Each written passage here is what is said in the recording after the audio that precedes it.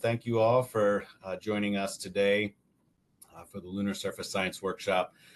Lunar Surface Science Workshop is something we started in April of 2020. We had intended these to be in-person meetings, but for reasons I think we're all well aware, the original was held as virtual, and we continue to follow with those based on the feedback that we received from many of you.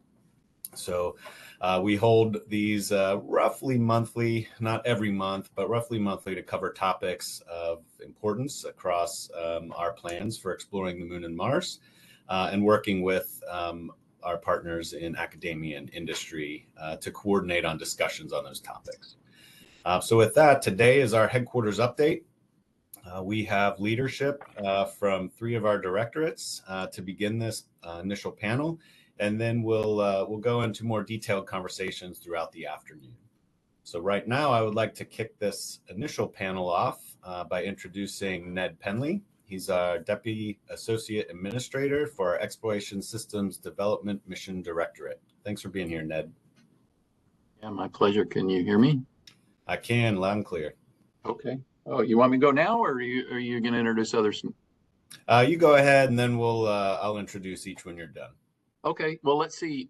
Thanks, Jake. I've got a few charts. I think somebody's going to put up charts. Well, let's see. While they're getting those, let's see. I sure appreciate being here this morning.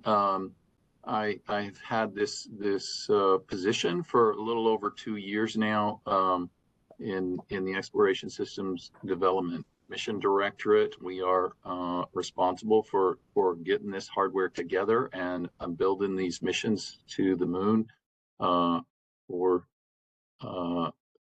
the entire Artemis Moon to Mars program, and it is a Moon to Mars. It also has Mars in it, Mars focus, but obviously the lunar piece is first. So I see the charts are up. Can you go to the next chart? So a couple of, I usually start this way, and you'll hear a lot of us start this way. It's like, why are we doing this, right? And you guys know, because you're the science community. Big reason is to do the science. We have gathered together kind of the 3 basic reasons for going, and science is right at the top. Absolutely. I see Dean Epler is in the gallery here. I worked with Dean on the International Space Station, just starting, and I was thinking about that back in the day when we were just starting the space station, it kind of feels like what Artemis feels like right now. It's like the hardware's coming together and pieces are defined. We have the mission defined, and we just got to kind of finish it out and get started. Station has been in business now and has had like 3,700 science investigations on it, and I look forward to all the science investigations that will come from Artemis. We're going to learn a lot. The other reason is national posture. We have about 40 nations that have signed the Artemis Accords now. It's incredible, more coming all the time, and folks want to do this. Folks, they want to be involved in space exploration, and to have the U.S. leading that is pretty cool. I think I really enjoyed that piece of it, and I think one of the pieces that I enjoy best is when we show some students or some young folks our hardware or go to a launch or something. Just the inspiration that communicates is huge. So for those 3 reasons, we're going to go do that. So why don't you go to the next chart? Yeah, so this is we are building a foundation, a capability for deep space exploration. We have all of these pieces that have to come together and make these all work together. Starting at the left there, the Space Launch System, incredible rocket. We have SLS pieces at the Michoud Assembly Facility. Artemis 2, 3, and 4 are there, underway. There's parts ordered for Artemis 5 and 6 of the SLS, and that's all coming together nicely. We're going to ship that core stage in mid-July for Artemis 2 to KSC. It's incredible. The Orion, Orion 2, 3, and 4. I was just last week at the Kennedy Space Center and was looking in the building where the Orion is coming together. You walk down the aisle. Yep, that's Artemis 2. There you go. We're finishing it out. There's Artemis 3. And down the aisle a little bit longer, here's the Artemis 4 vehicle. It's pretty cool seeing these pieces come together. Human landing system, same trip to KSC last week. We have 2 suppliers to build competition into the system. Those 2 suppliers are SpaceX and Blue Origin. Went and toured their capabilities down at KSC, and they are cranking. They are raring to go, and it's pretty cool seeing that all coming together. Surface operations and spacesuits kind of go together in my mind. We have task orders for the suits, and they are coming together and doing their testing. There was some NBL testing not long ago. Gateway will be the hub, the logistics hub for all research on going to the moon. The exploration ground systems, the launch capability, same trip down to KSC last week. Saw their mobile launcher 2, around 2.5 million. The engineer Daryl was telling me he has it down to like, oh no, it was like, I think it was 2.68 or something. He's down to the nub, trying to keep track of the mass and stuff. 2.6 million pounds of steel already delivered and being put up for that for Artemis 4. The mobile launcher 1, you might have heard, had some challenges after the Artemis 1 flight. We fixed all that stuff. We're getting ready for Artemis 2. It's out on the pad for testing. It's pretty cool. The Space Communications and Navigation is not something that is in the Exploration Systems Development Mission Directorate, but we put it on the chart because it is such a key capability that we are developing, that NASA is developing for doing lunar exploration. That's all coming together. Surface mobility, I'll talk a little bit more about that. I already talked about suits, and then ultimately we have a surface infrastructure, the whole infrastructure developed for lunar operations. So that's all. I'll keep hustling here. Sorry, bogging us down. Next chart. The Artemis missions I already kind of described. This is ever increasing complex missions, a significant challenge to grow the missions. This is a test flight campaign. We already did Artemis 1. We've taken the lessons learned, factored those into Artemis 2 and Artemis 3 and following missions. This will always be what are we learning, how are we learning, and how are we putting those lessons learned to work on future missions. Artemis 2 mission will go around the moon to test all the life support systems for the crew, and will be the crewed mission. You see the crew there: Christina Koch, Victor Glover, Reed Weissman, Jeremy Hansen. Significant milestone upcoming on that. Artemis 3, first lunar landing. Artemis 4 starts delivering the enhanced capability for the SLS to carry more capability to the surface, or more capability to lunar orbit, and start delivering the gateway elements. Next chart. LTV, we just released three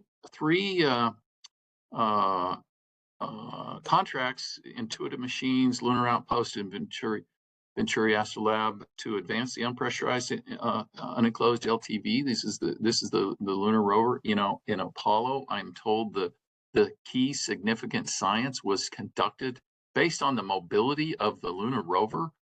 So this is a key piece of hardware to be able to provide capability for crew to move about the surface, go to other areas of interest, scientific interest. So we're looking forward to that.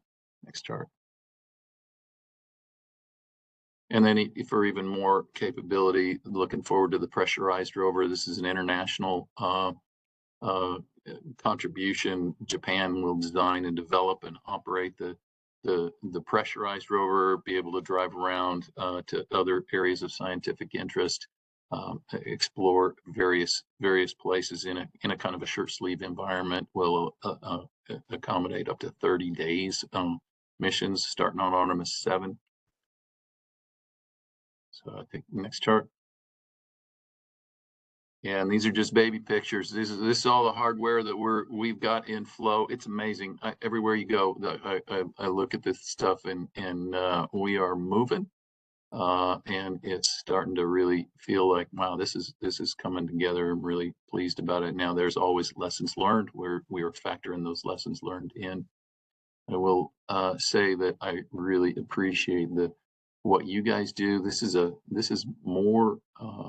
This is not just the Exploration Systems Development Mission Directorate. This is a cross-directorate, entire agency thing. When we sit in our control boards and whatnot, Nicky Fox and folks that work for her, Joel Kearns, are sitting in our meetings, weighing in on the decisions and representing the science community, and we factor that. We take that very seriously. I know that Kathy Kerner, my boss, takes that extremely seriously. Hey, we are here to do science. Let's make sure that we optimize and get the best that we can out of it.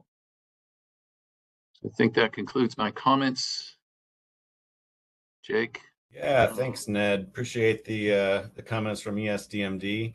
I did want to note for everybody, if you have questions, go ahead and drop them in the chat. If we have time, we'll address them here, and if not, we'll try to address them throughout the day as we go through the rest of our speakers. So now that we've heard from Ned, I'd like to introduce Dr. Nicky Fox. Nicky is the Associate Administrator for our Science Mission Directorate. Hi, Nicky. Thanks for joining us today. Hello, thanks so much for having me. Yeah, thanks to Ned for those remarks. And I have to say, I totally share that excitement that I could hear in your voice when you were describing, you go down to Kennedy and you see the next pieces and you think, wow, that's going to be a piece of Orion that's going to, take astronauts in one of our future Artemis missions. And it's such an inspiring and an exciting thing to see and to feel like that we're such an incredibly important part of it, being the science component. And so, I want to thank everyone that's on this meeting today, actually for your incredibly hard work as part of this community that is going to enable us to do these incredible things. As Ned highlighted, of course, to achieve the agency's objectives, we will be executing together a campaign of complementary uncrewed and crewed missions. And so by using the robotics, the remote operations, the autonomous technologies in advance of and alongside the human missions, we definitely get the best of both strategies and maximize the data and the samples that we collect and eventually be able to analyze. NASA's objectives, NASA's science objectives always are very interconnected, but I think here that with exploration, it just shows how the whole agency objectives are really interconnected and designed to support and enable each other. And so, as we approach this, we want to reflect this interconnectedness. We definitely want to ensure that exploration, technology, and science communities are working together and maybe even more closely than we have done in the past. I always like to say, like in our solar system, or actually in our universe, the really interesting things happen when different environments kind of intersect and when they touch, and everything exciting always happens on the boundaries. And this is a great example of exploration, science, and technology, all those boundaries, not just touching, but actually overlapping. If we find there are gaps, as always, we want to turn any gaps that we find. Warning, it doesn't get any easier. Okay. I think there's an open mic. At least I hope that. I hope that that wasn't a comment on our science not getting any easier. But this is an area as we are looking to identify gaps and to change them into overlaps. We really do rely on the community and our workforce to kind of speak up and tell us if there's something missing or if they're finding gaps. One way that we ensure collaboration is happening in all the right places internally is by placing these dedicated teams in areas of intersection. And Ned already mentioned SEO. That's our SMD's Exploration Science Strategy Integration Office, SEO, led by Joel Kearns. And obviously he stays incredibly close to ESDMD's Moon to Mars team. And I know you're going to hear a lot more from Joel. I believe it's later today. We also have the NASA project scientists for each of the Artemis missions. They sit in SMD and they coordinate with and they support all the work of the Artemis science teams. And that, of course, includes the competed geology teams, as well as our participating scientists and the payload teams. So as we work across the mission directorates with our external teams as well, and a very, very diverse external teams, we're really happy to say, we want to ensure that we maximize the value returned to all of our participants and, of course, to the world at large. So that this is giving us opportunities to kind of cross-pollinate teams and leaders so that we want to make sure we prevent siloing and that we continue to move our ideas and perspectives up through the agency.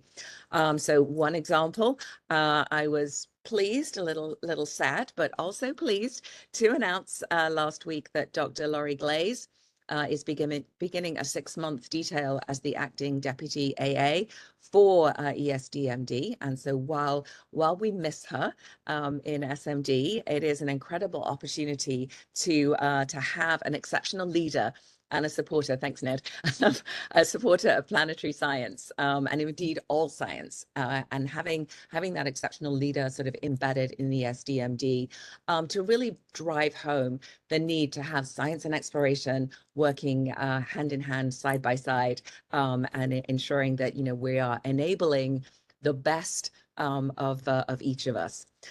So it's an incredible opportunity to have this exceptional leader in ESDMD. And it is hard for me to temporarily let go of Laurie from SMD, but I really do look forward to working with her while she's in ESDMD. Kathy Kerner and I work very closely together, as Ned just alluded to. Whenever I can, I like to come to the DPMCs and understand and really feel part of what's going on in the other mission directorates. So thanks for welcoming me into those reviews, Ned. So we want to continue to sort of strive for these diverse perspectives. So Laurie being in ESDMD is bringing a really good diverse perspective in there, but we always continually strive for a more inclusive community. So we recently welcomed aboard a second cohort of teams who proposed research partnerships through the SMD Bridge program. And that was established in 2022 to improve diversity, equity, inclusion, and accessibility in the science and engineering communities, as well as in NASA's workforce. When we have this really outstanding ecosystem of lunar science, there's a lot going on and there's always a lot to celebrate. So you'll hear from all of the SMD divisions later today. So I promised them that I would not steal their thunder. But I just do want to emphasize that every one of our NASA science divisions has a stake in Artemis, and they take that really seriously. They're very proud of having that part to play in Artemis.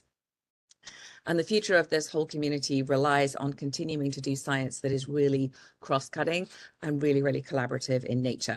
All of our discoveries and our technical innovations kind of build off one another, and human exploration is such an incredibly powerful driver for new interest in space science, and also it allows new entrants to our industry and to our global space economy and our kind of global space community. So as always, the science and technology continues to enable exploration, and exploration continues to enable science and technology. And that is just such an important thing to remember.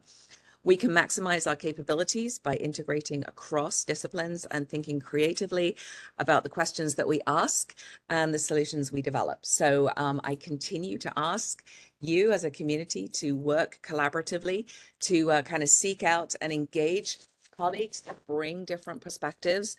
Look for any gaps and ensure that we really are turning them into overlaps, and encourage all of your teammates and mentees and even your reverse mentors, your whole community around you to continue to do the same. So thanks very much to this community for all of your continued contributions, and I can't wait to see what we're all going to achieve together in the future. So back to you, Jake. Awesome. Thanks so much, Nikki. Yeah, we're definitely glad to have Lori over with us for a little while. So thanks for lending her over to us. So now that we've heard from ESTMD and SMD, I'd like to introduce Dr. Spuds Vogel. Spuds is the Associate Administrator for our Space Technology Mission Directorate. So thanks a lot for being here with us today, Spuds. We really appreciate it. Hey, thanks, Jake. Hey, thanks for having me, everyone. Always good to hear from my two primary stakeholders, which are represented by Ned and Nicky here in those previous two bits. So we in STMD, we represent the National Tech Base for Civil Space. So we lead development, demonstration, and infusion of transformational space technologies that solve their needs. They are our critical stakeholders.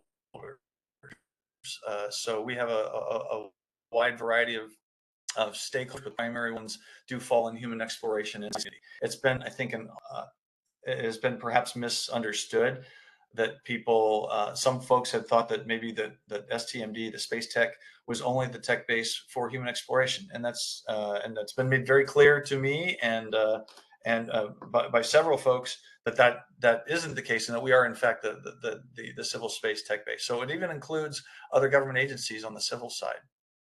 So what do we do? Well, I just showed up about 100 and something days ago. So it's about 3.5 months into this job. I apologize. I'm briefing from home. I have a family emergency, so that's why I'm doing this from here. But I just got to the job about 3.5 months ago. And there are a number of things that we are making some adjustments to the way we're affecting tech base for our stakeholders. And so there's some principles that we're following. And the first three kind of contribute to one of the adjustments that we're making in our prioritization process of how we come about setting the priorities of what we do. One is to actually set the priorities. I think we'd be kind of hard pressed to show what those priorities were to date. It was very much the relationship that we have had with maybe the Hill, and some of our stakeholders have been very activity focused, and we're trying to pivot away from that and get into the shortfall problem space. Basically, what's the value proposition to the stakeholders? What are those priority problems that we're trying to solve for them? And to do that, we have to follow a second principle, which is to tune into our stakeholders. And so that is going to take the form of soliciting feedback, not only listening to them about what their shortfalls are, but then when we go to talk about what we do, we also want to be speaking their language. We don't necessarily, folks in tech bases, I've run tech bases in the past, and sometimes we can get into our own little world, and we've got technology that we're really enamored with, but we haven't really made the connective tissue and speaking in terms of the problem space for our stakeholders. So we want to do that. We're going to tune into our stakeholders. And the third thing we need to do, the third principle, is to have an audit trail from the things that we're doing back to those needs. And so that package of setting priorities in the problem space, motivated by the problem space, tune into the stakeholders, and having an audit trail, thus that is all coming together into a new way that we are prioritizing our activities, which are looking through the lens of the shortfalls that our stakeholders have. So some of you may be familiar with the fact that we sent out about, I think it was now maybe a month ago, maybe 6 weeks ago now, that we sent out a solicitation for what the shortfalls were to the community, both inside and outside the agency. What we are going to do is we've received all these prioritized shortfalls, or we received feedback on the priorities of those shortfalls by having our stakeholders score them, and we're going to be feeding back to the community what that ranking looks like for those shortfalls. There was 187 of them that we sent out, and they range all over the place in about 20 different categories of technology problem areas. And we're going to produce those results, not just digest it ourselves for what we need to do to wash our investments against those shortfalls, but we're going to produce those prioritized shortfall lists by stakeholder group back out into the community next month. So we're looking forward to getting that data out in everybody's hands, because I feel like not only will that data be helpful to us in prioritizing what we do, we think it's informative for others to see what everybody else thinks about where things fall in, whether it's a propulsion problem or survive the lunar night, which, by the way, ranks really high, just spoiler alert. That's one of the big pivots we're going through in the tech base right now, is how we set our priorities. Again, motivated by the shortfalls identified by our stakeholders and prioritized by our stakeholders, and ultimately those prioritized activities then that we wash against those prioritized shortfalls will then form our roadmaps. And so later this year, we're going to be able to talk throughout all of our tech-based domains. We're going to be able to talk to in detail what those roadmaps look like and how they're motivated by those shortfalls. And then that gets me into the other pivot that we're going to be undertaking in the tech base, which is the way we're organized. To date, and since its beginning, STMD was organized by TRL within the tech base. It was organized. So for those not familiar, in most agencies, the tech base is usually TRL 1 to 6, 7. Program offices are 7 to 9, and then operations is 9 plus. And so usually you have that valley of death that exists when you're organized by TRL. You have that valley of death that exists between the tech base and the programs.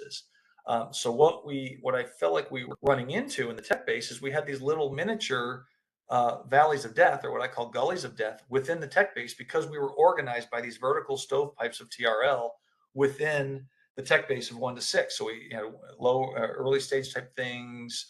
We had the mid TRL and then the late TRL demos. What we're doing now is we're pivoting our organization to be organized by functional domains. So now we'll be organized by space transportation, space to surface operations, surface infrastructure and exploration, et cetera. And there's 5 domains total. And what we're going to do is we're going to manage that technology then in those domains from low TRL all the way up to transition TRL, where our stakeholders are ready to take that technology from us, that capability that we develop, and put it into their hands. If you will, what we're doing, this large pivot that we're doing, if you're familiar with the Moon to Mars on the space exploration side, we talked about architecting from the right. We're doing this exact same thing. We're kind of continuing the march from those needs that are identified, whether it's in human exploration through the ACR process or in science with the decadals that you all inform. That then gets handed over to us in terms of, okay, now what do we need to do in the lower TRLs to solve the critical problems that you need solved, to then provide capabilities so that you can do the higher TRL work to reach to have the achievements that you're looking for. I guess I'll get off the stage by just saying there's a couple other philosophies that we're following within the tech base that I have shepherded previous national tech bases in the past, and that is, we're going to take risks, we're going to think critically, we're not going to fret about the budget, we're level of effort. So whatever budget we get, that's kind of, we get more budget, we solve more problems. We get less budget, we solve fewer problems. But we are a level of effort because we never are going to have enough money to solve all the problems that are out there. So that's why we want to prioritize them and put the dollars towards the most impactful shortfalls So we're going to get the best bang for the buck for the taxpayers. And then, of course, we want to manage across the TRLs. That's a principle that we're also motivating one of our pivots. So with that, I will hand it back to Jake. Hey, thanks a lot, Spuds, and really appreciate you being here. And you know, Ned, Nicky, and Spuds, we appreciate you making time to talk to the community. We're just about out of time, but I do want to address the question that was asked in the chat. And I think, Nicky, this probably starts with you because it mentions SMD, but it really is probably more of a NASA-wide question when we really get to it. But you know, given the expected NASA SMD budget for the next few years, you know, do NASA actually have an adequate budget to fully carry out the Artemis program at this time? Yeah, so that's a great question. And obviously, most anyone who's working in the agency right now is working on their budget pitch for 2026. That's taking up all of our time. You know, I'm happy to say that even though I mean, clearly we took big budget cuts in SMD, we lost about $1 billion in 24, and in the president's budget request for 25, we're down about $1 billion. We still have $7.5 billion, and we're grateful for every single penny, and we'll do fantastic science with all of those pennies. Now, when we actually put together our budget request, though, we do have different priorities. Obviously, we prioritize things highly, even when we're trying to sort of fit everything in there. You know, we always prioritize our RNA fund. That's our RNA program. For me, is like the bedrock of what we do. And if you don't have a good RNA fund, why have missions? You need to be able to do the science. So RNA is always our highest priority. But under that comes our partnerships.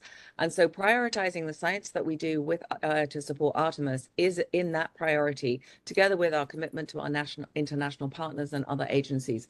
And it really is about getting that's science enabling exploration enabling science. I mean, it's that we are getting a lot more for our investment. So absolutely, we will continue within budgetary constraints. You never know what's around the corner, but I'm happy to say that in 24 and in 25, we are meeting all of our previous commitments to Artemis. And I'm sure that when Joel talks later today, he'll have a lot more information. The CLIPS program, you know, the handheld instruments for Artemis 3, the geology team, they're all fully funded, and we intend to keep that priority high as we move forward with our future budgetary issues. Surfaces of the moons, or whether plasma environment. Hey, Nicky, just one quick mention about that. Just in general. Sorry, there was maybe another question I was stepping on. Just one quick follow on to that, just because the way that the question was structured, you know, the Exploration System Development Mission Director, it actually is the one that the mission director that is funded to produce that capability, all the launch stuff that I was talking about, and the gateway and the LTVs and all the hardware that I walked through. You know, we have enjoyed a good bipartisan support, I will say, from Congress on developing that capability, and I think that that we are in good shape going forward. As I described, all the stuff that we are working on, that stuff is funded, and we are moving forward on that. So. Well, thank you both very much for jumping in on that question. I think it's really important to answer those when the community asks. So thank you. And thank you for asking the question as well, Mark.